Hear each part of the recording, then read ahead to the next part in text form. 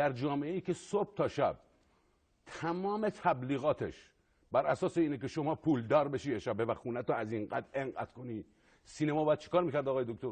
آفرین همینجا نگه ببخشید من میگم با چیکار سینما جامعه‌ای که توش اختلاس میشه، قوه قضاییه مراسم میذاره و دادگاه در واقع مختلف اختلاسگران رو تشکیل میده، اسم اختلاس کنندگان نمیارن ولی اسم فیلمساز و هنرپیشه رو در تمام رسانه‌ها میارن.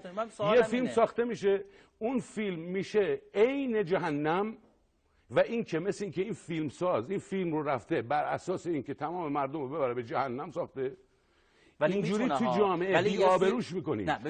در مورد فساد در سینما جوری حرف میزنید که مثل تمام خانواده سینما فاسد هستن، ولی در مورد مرتشین اقتصادی حاضر نیستیم اسمشون رو بیاریم. عرض میکنیم میگم چرا؟ چطور ممکنه؟ چرا؟ ببینید نه بخوام بگم شما که نمیتونید آقای دکتر منتزه کنید واقعیت. نه من سوال دارم. واقعیت اجتماعی ما چیز دیگه ای داره میگه. جامعه‌ای که داره توش سود تبلیغ میشه، خب سود فراوان، ماشین شیک، مزدای 3، تمام این چیز از کجا داره تبلیغ میشه؟ اون سینماش باید چیکار کنه؟ سینماش باید برشونه کنه.